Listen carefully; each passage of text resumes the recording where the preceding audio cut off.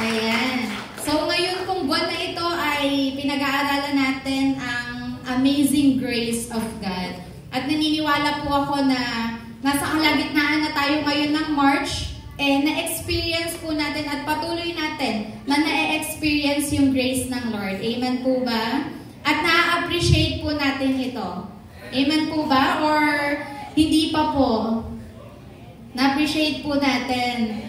Amen. So ngayon, ang title po ng pag-aaralan natin ngayon is, What's so amazing about God's grace? What's so amazing about God's grace? Ano ba yung ka-amazing sa grace ng Panginoon?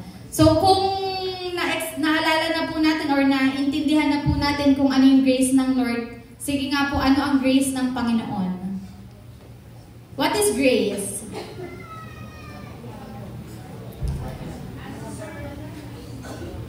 Undeserved favor. Ano pa po? What is grace? Unmerited favor. Ano pa po? Undeserved love. Ano pa po? So, meron akong pinapakinggan na preaching.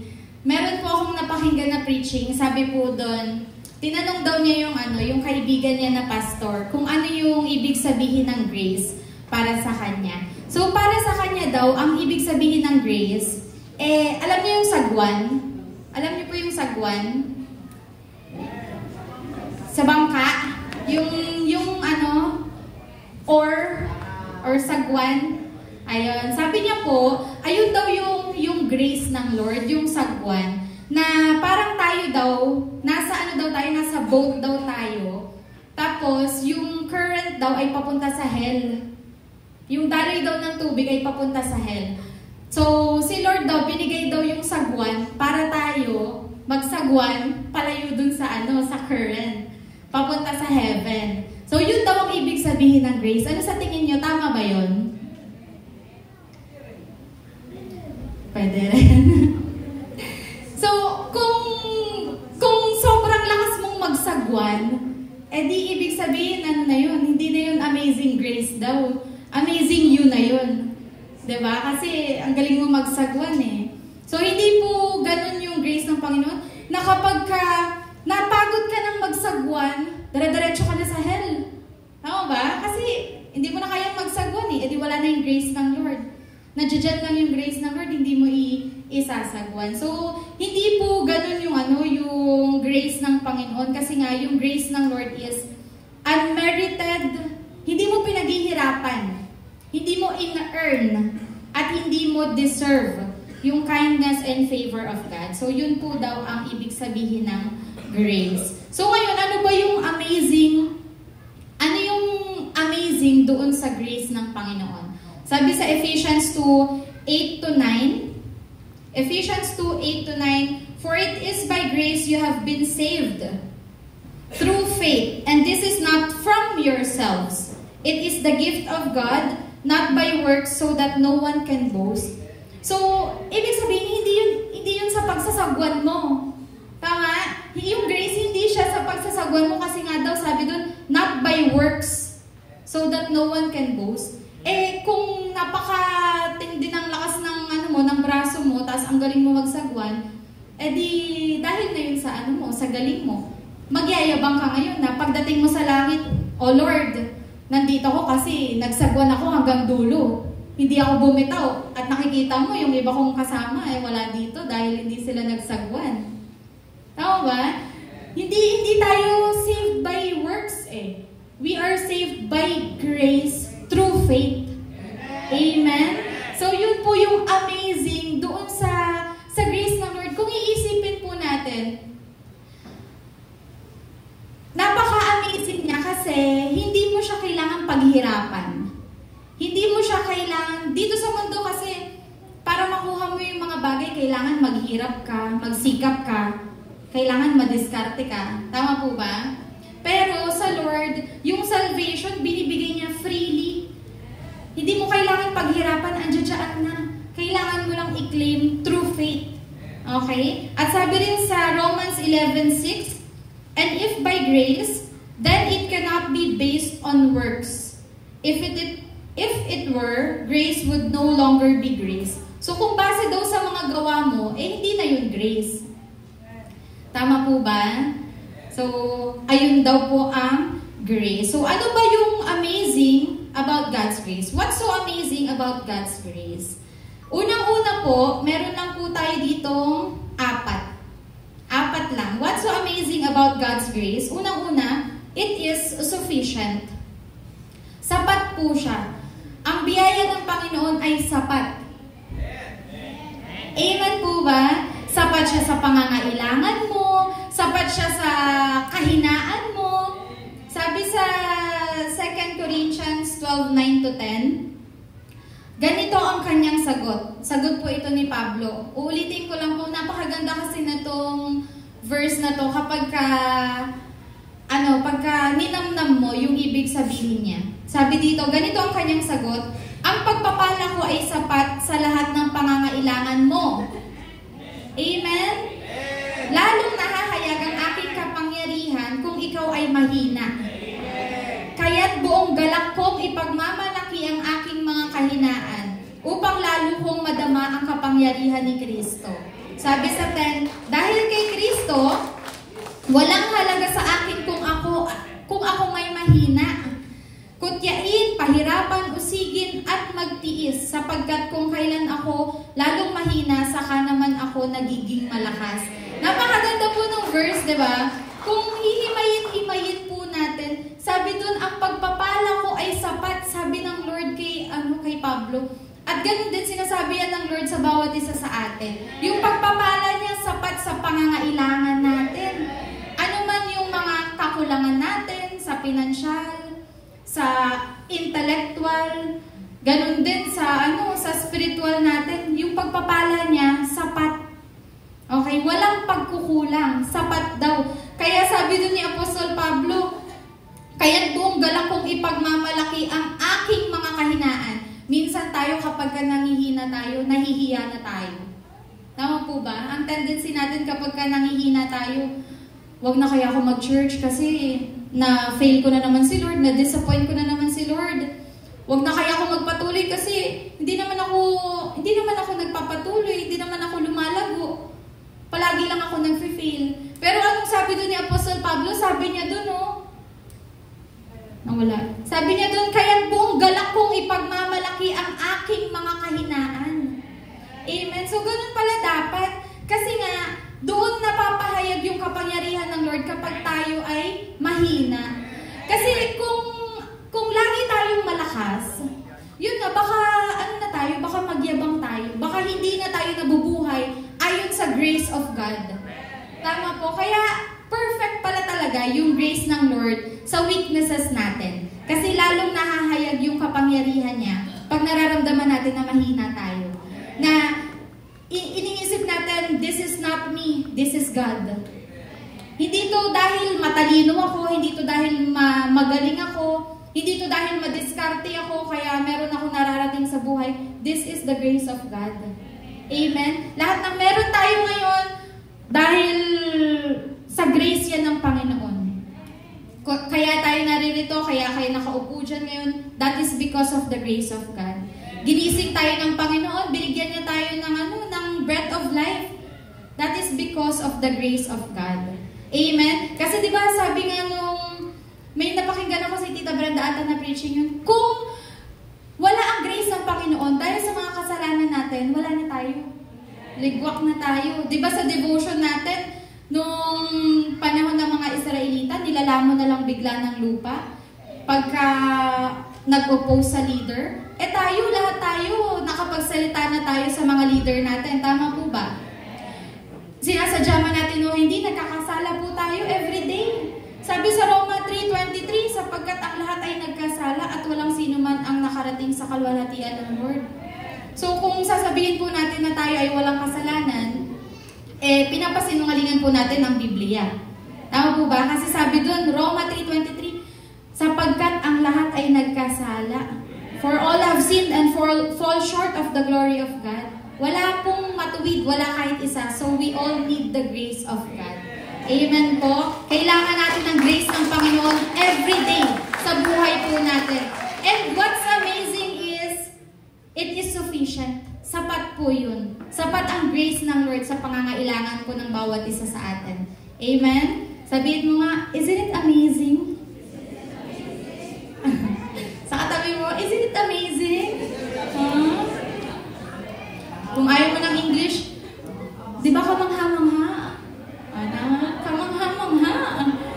Kamangha-mangha. Kasi, ano ba yung kamangha-mangha? Ito yung mga unnatural things. Di ba? Mapapamangha ka ba ng batang naglalakad?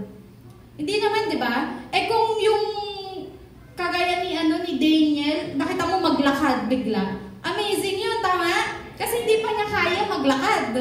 Amen? So, kapag yung unnatural na bagay ay nangyari, it is amazing. Okay? At yung grace ng Lord, this is not natural. It is a supernatural gift from God.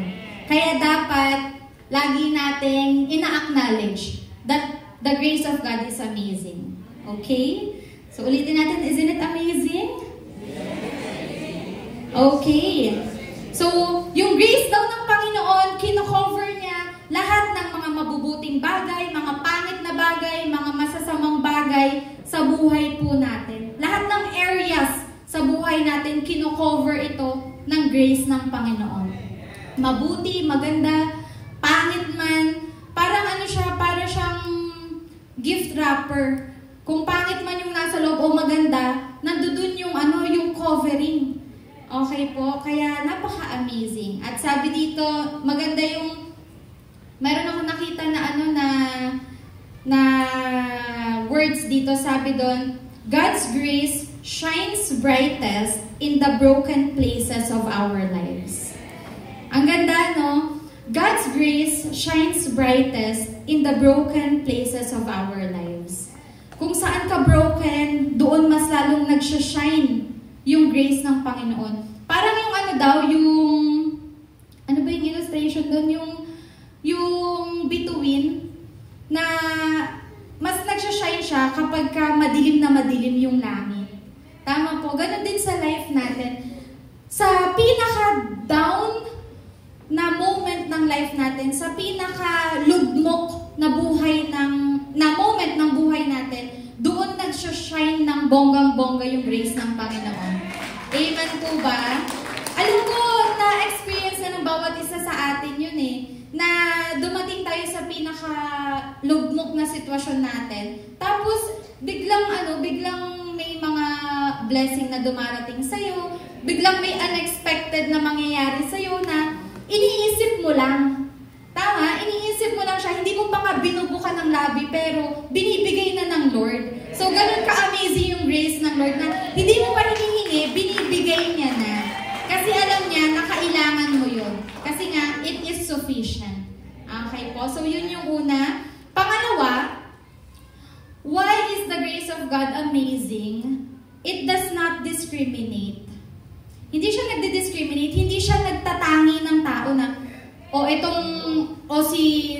si Gal, siya lang ang bibigyan ko ng grace kasi siya lang ang sumusunod sa akin O si Mariel, siya lang ang bibigyan ko ng grace kasi ito lang yung mabait sa akin Hindi. Lahat po binibigyan niya ng grace.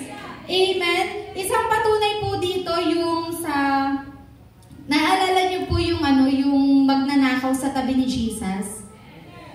Anong sabi nung magnanakaw dun sa Luke 23:42? Sabi niya dun, Jesus, remember me when you come into your kingdom. Imagine, yung magnanakaw na yun, all his life, namuhay siya ng makasalanan. Nang masama yung isip niya, masama yung ginagawa niya. Pero, at that moment, na naniwala siya sa Panginoon, at sinabi niya, Lord, isama mo ko sa iyong kaharian. Remember me. Alalahanin mo ko. Anong sabi sa kanya ni Jesus sa Luke 23:43? Truly, I say to you, today you will be with me in paradise. Amen? So, ang Panginoon, hindi siya nagtatangi. Makasalanan ka, mabuti ka. Ang grace ng Lord is for everyone. Amen? Sabi sa Roma 3:24, and all are justified freely by His grace through the redemption that came by Christ Jesus.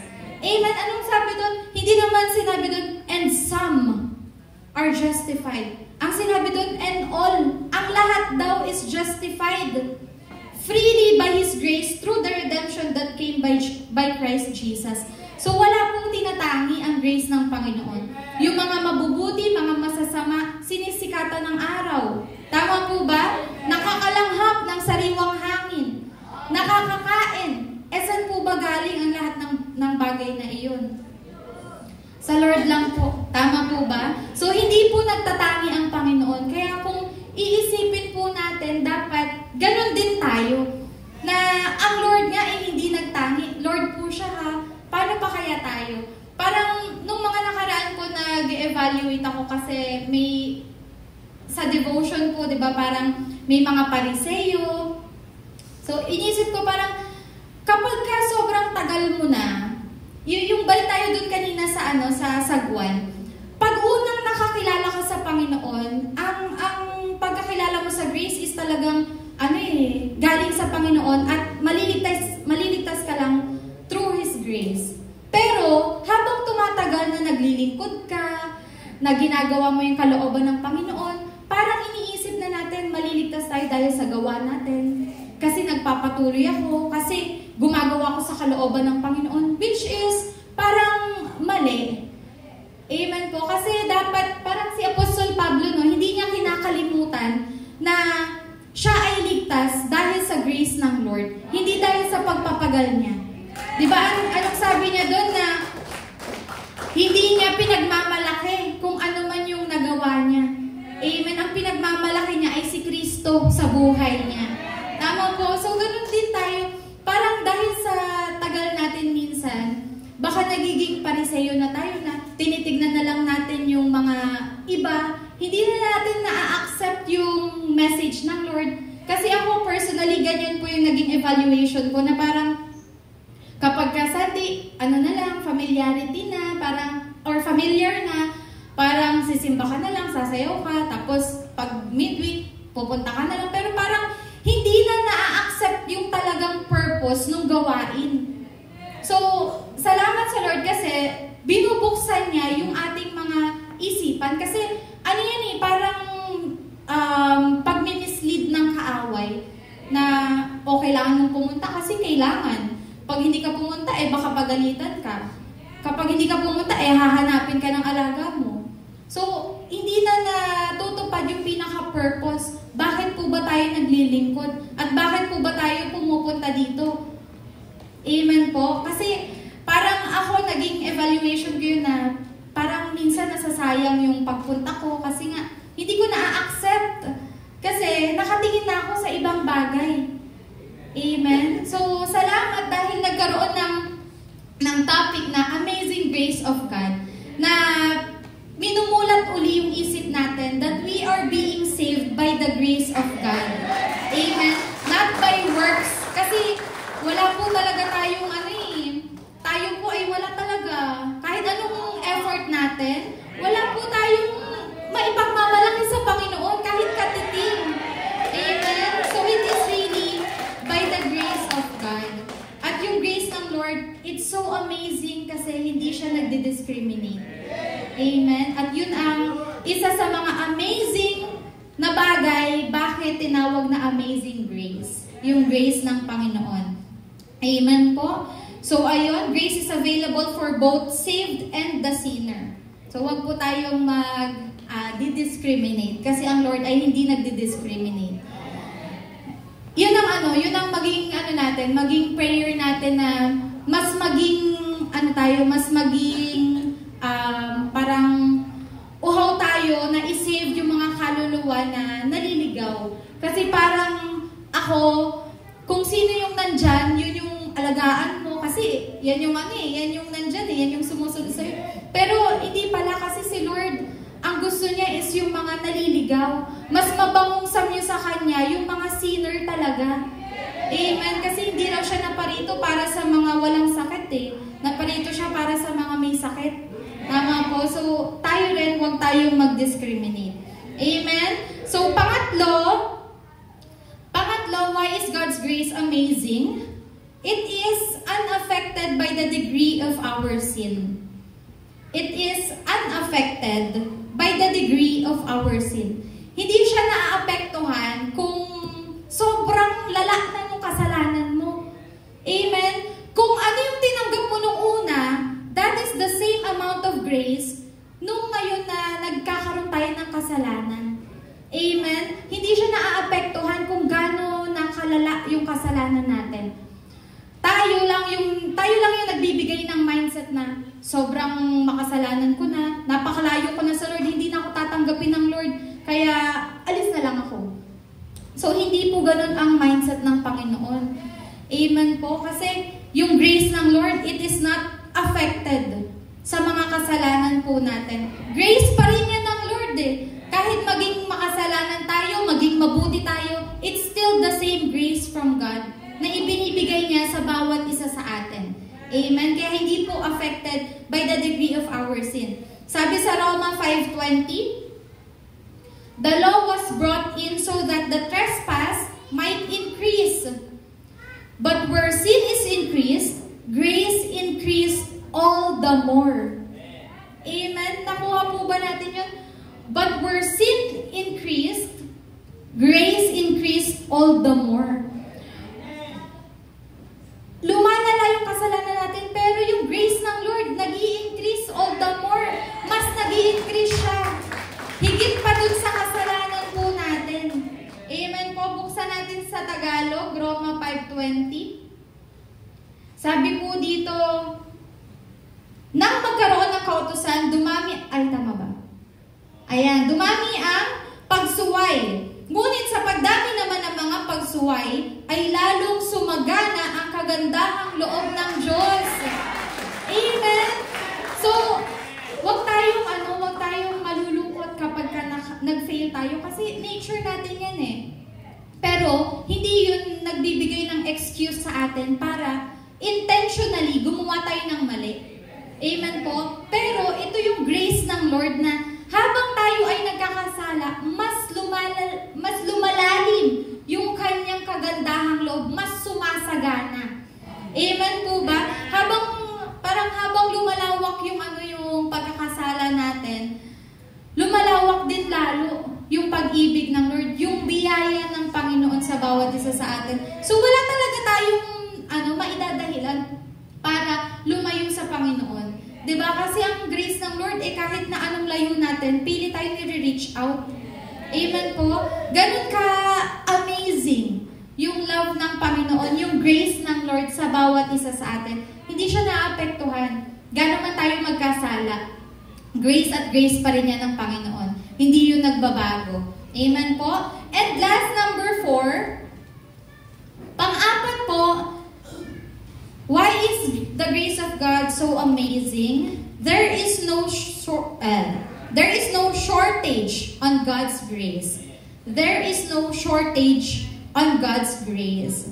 So, kahit anumang mga circumstances natin ngayon, pinagdadaanan natin, ang grace ng Lord, never siya na naging not available. Amen? Ano man yung kinakaharap natin, anumang sitwasyon natin, circumstances natin na meron tayo ngayon, God's grace is always available. Amen? Isang hingi lang natin sa Panginoon, binibigay niya. Tama po? Kasi yung fact lang na kumakain tayo every day, 3 times a day, more than 3 times a day, that is the grace of God. Walang pagkukulang po sa grace ng Panginoon. Amen? Sabi po sa James 4:6, but He gives us more grace. Amen? Napakaganda. He gives us more grace. Hindi lang kakarampot na grace yung tinatanggap natin sa Panginoon. He gives us more grace. Sabi dito, that is why Scripture says, God opposes the proud, but shows favor to the humble. Bakit po sinabi doon yun? Kadugtong ng, but He gives us more grace. Kasi nga tayo po ay namumuhay ayon sa biyaya ng Panginoon. We are living each day, every second ng buhay natin by the grace of God. Kaya sabi doon, God opposes the proud. Kasi baka kapag hindi na tayo nananangan sa pag-ibig ng Lord, sa grace ng Lord, nagiging proud na tayo. Amen? Pag hindi natin ina-acknowledge na this is God working in me, this is God's work, na pag hindi na natin yung ina-acknowledge, baka nagiging proud na tayo. Na ito, dahil to sa galing ko, dahil magaling ako makipag-usap, dahil magaling akong mag-win ng tao, dahil masipag ako na pumunta sa gawain, kaya nawiwin ko to. So, ayaw po ng Panginoon yun.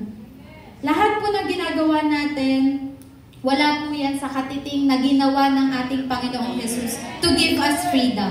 Amen? So, wala po tayong maiko-compare sa ginawa ng Panginoon para sa atin. Amen? So, wala po kahit anong shortage or walang kakulangan sa grace ng ating pong Panginoon. Tayo man po ay lumalayo minsan, tayo man po ay nagiging proud kung minsan, pero patuloy tayo na inaabot ng Lord at nire-remind sa atin ng Lord na, anak, hindi yan dahil sa galing mo, anak, hindi yan dahil sa diskarte mo, anak, ako po yan. Ako yung gumagawa sa buhay mo. Amen? Patuloy po tayo na nire-remind ng ating pong Panginoon, anak, nakakapag-serve ka because of my grace. Hindi yan dahil sa sarili mong kakayanan. Hindi yan dahil sinisipagan mo na maglingkod sa akin. Everything is because of the grace of God. Nakakapaglingkod tayo, nakakapunta tayo sa gawain, nakakapag-win tayo ng mga kaluluwa because of the grace of God. Yan ang kailangan po natin laging i-acknowledge sa buhay po natin kasi ayaw ng Lord na proud. Always remember, ito po ang laging nire-remind ng Panginoon. Si Satan po, si Lucifer, siya ay worshiper sa Panginoon sa heaven. Pero because of pride, ibinagsak po siya. Amen? Because of pride. So yan po ang wag nating maging character or attitude. Always be humble. Maging servant-hearted po tayo sa Panginoon. Kasi wala po tayong kayang gawin apart from God. Amen po. Tayo po ay nabubuhay ayon sa habag at biyaya ng Lord everyday sa buhay po natin. Amen po ba? Amen. At sabi dito, while God's grace is a free gift, it does not have an expiration date. Amen. So, ang grace ng Panginoon, free gift po siya na ibinibigay sa atin, pero wala po siyang expiration date na hanggang ano mo lang, hanggang 25 years old mo lang, hanggang 40, 50, 60 years old mo lang. Wala pong expiration date ang grace ng Panginoon. Anytime available ang grace ng Lord. Amen? Binigay niya yan freely sa atin at give niya yan para sa atin, nasa sa atin. Kung kukunin natin, sabi doon, for we are saved by grace through faith. Amen? Kailangan magkadungtong po yun. Kailangan nananampalataya ka. Naniniwala ka. Sabi dun sa kanta natin kanina, di ba?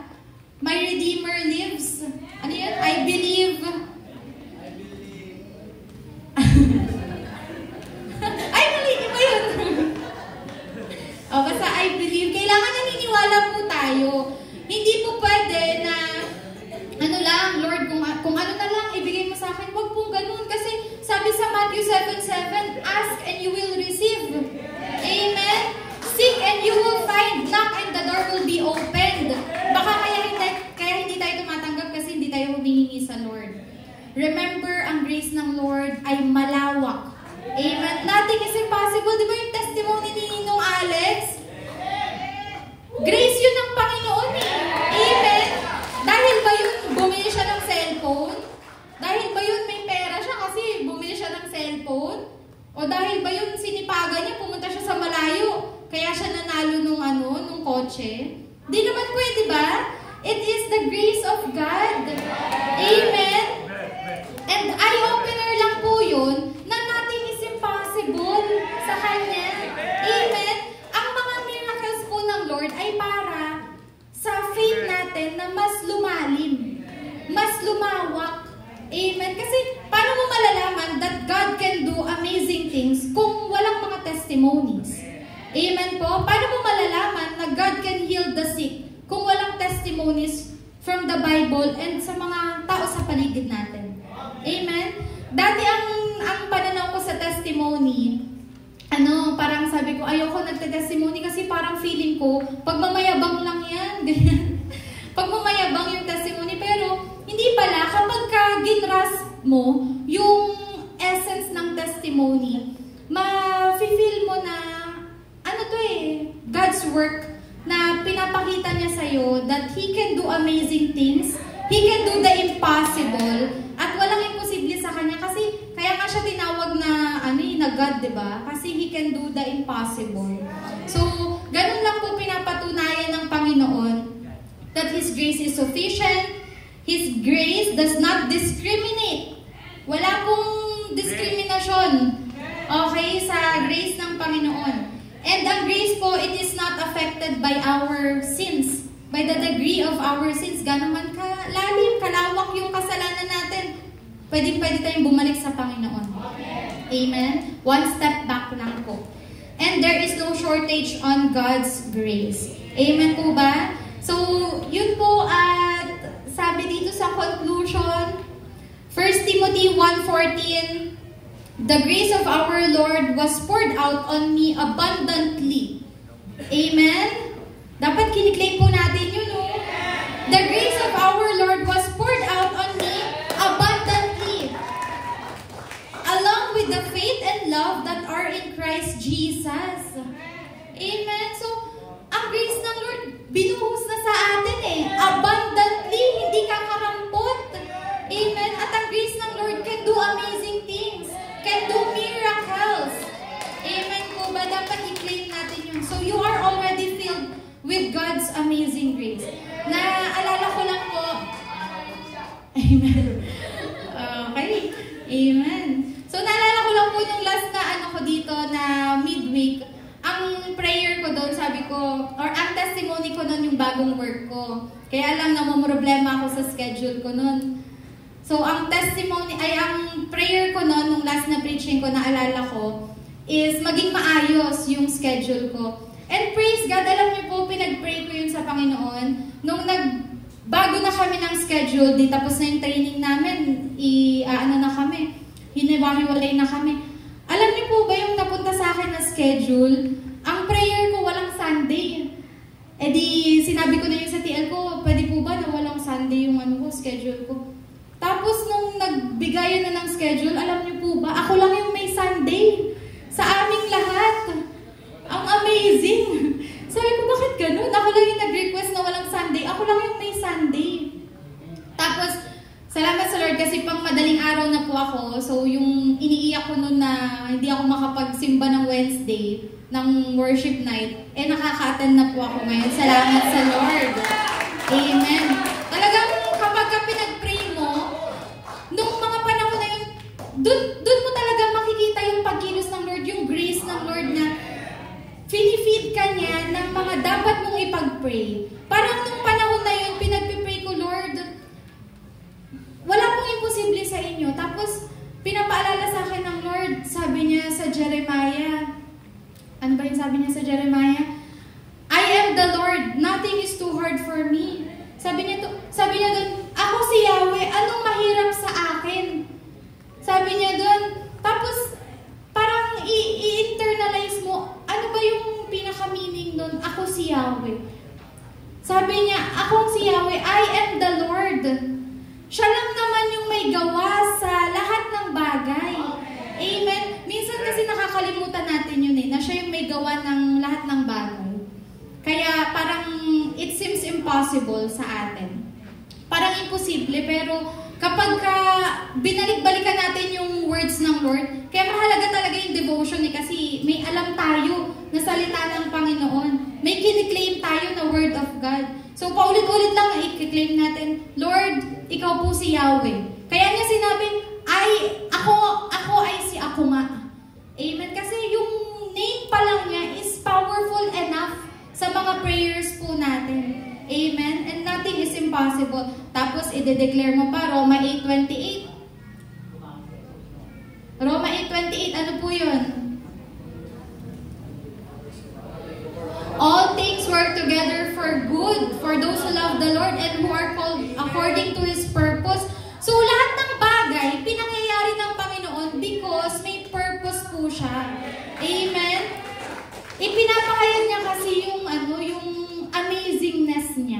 Yung kung gaano siya ka-amazing sa buhay natin. So, inisip ko noon, bakit kaya ako lang yung merong Sunday? Sabi ko, Lord, hindi mo ba dininig yung prayer ko? Pero, ang sabi sa akin ni Lord, mas mananamnam mo kasi kapag alam mo na ako yung kumilos. Amen? Kasi, kung nung time na yon binigay agad sa akin yung Sunday na walang pasok, baka inisip ko, ay, dahil nag-request ako, kaya binigay. Pero, hindi, pinadaan niya muna na nagkaroon ako ng pasok. Nagkaroon po ako ng pasok ng isang Sunday. Pero after nun, wala na. Naging naging Sunday. Eto pa, ang prayer ko nung high school pa po ako, ang prayer ko talaga, walang pasok ng Monday. Kasi, di ba dito sa church, pag Sunday, pagod na pagod po tayo. Tama po? Prayer ko yun nung high school ako, Lord, ayoko talaga ng pasok ng Monday. Lagi po ako talagang absent, lalo nung college ako. At alam niyo po yung binigay sa akin ni Lord na schedule, Sunday, Monday ang off ko po. Amen? Palapakan natin ng Lord kasi, gawa niya po yun Siya po yun, grace niya po yun. Amen? Patunay lang na kapag hiniling mo, wait mo lang. Ibibigay ni Lord. Amen? So yung mga Monday dyan pag-pray, buong week, katamaran na yan, Brad. Amen? So, sabi po dito din, every human being needs God's grace to the limit. Kahit na feeling natin nagagawa natin yung will ng Lord, kahit na feeling natin stable naman yung ating mga trabaho, kahit na feeling natin hindi naman tayo nagkukulang, we still need the grace of God. Every human being needs the grace of God. Kasi kung wala ng grace ng Lord, wala na po tayo. Amen? Wala nga po tayo. You need God's grace every day. Amen po ba? So, keep being humble and being filled with God's grace and share it to others. Amen? Kung paano binibigay sa atin ng Panginoon, ganoon din po natin i-share sa iba. And always be humble po tayo. Lahat po tayo dito ay mga manggagawa lang ng Panginoon. Walang mataas, walang mababa, lahat po tayo pantay-pantay na servant ng Lord. So, kailangan humble po tayo palagi. Amen po? So, pwede po bang panoorin po natin itong video na ito? Napakaganda. Picture po siya kung ano ang grace. May pa-video.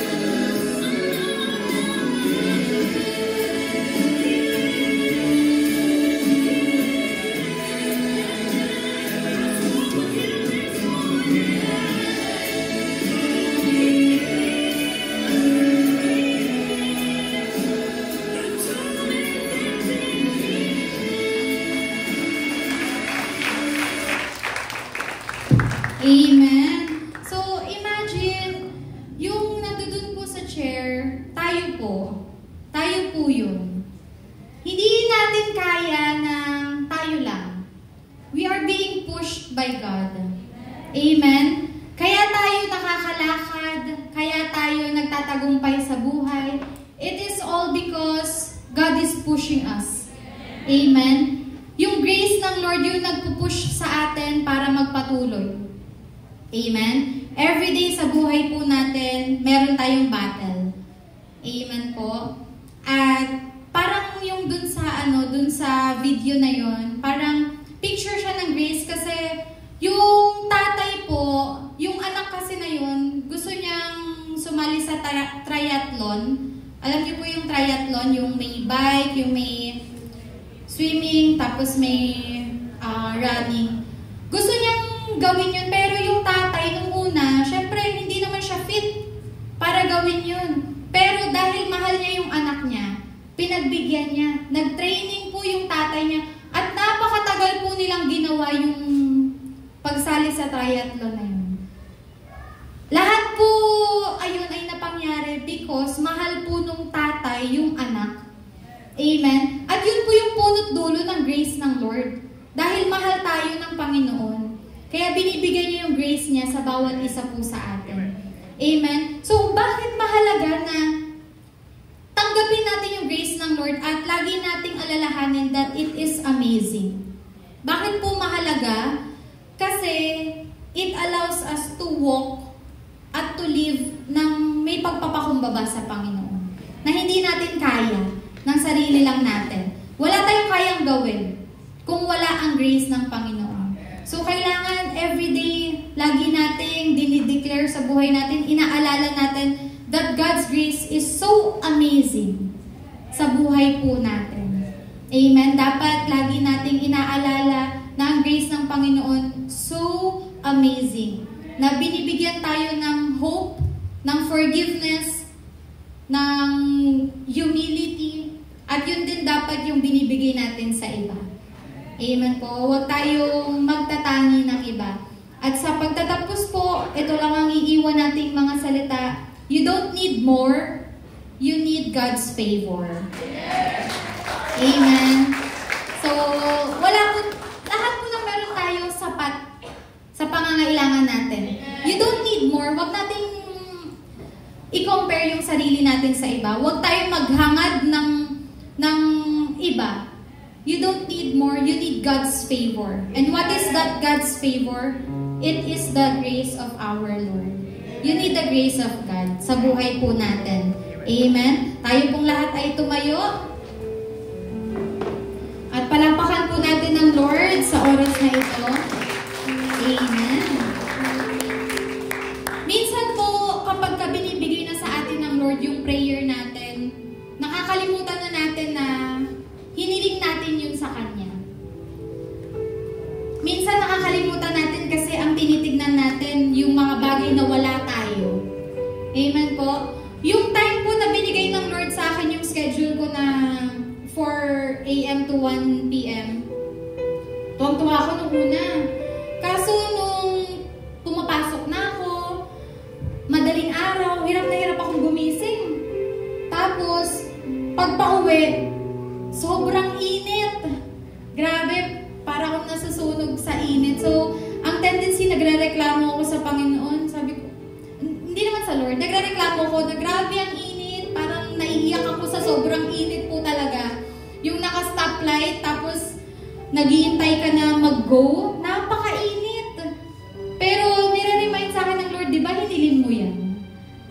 Parang sa buhay po natin, di ba, may time na binigyan tayo ng blessing ng Lord, tapos nagreklamo tayo. Pero, na-remind ba tayo na, di ba, hiniling mo yan? Kung ano po yung meron tayo ngayon, di ba, hiniling po natin sa Lord at some point sa buhay natin, kung babalikan po natin. So, maging grateful po tayo sa grace ng Panginoon at maging grateful tayo kasi patuloy niya tayong nire-remind na nandiyan yung grace niya. Always available sa bawat isa sa atin.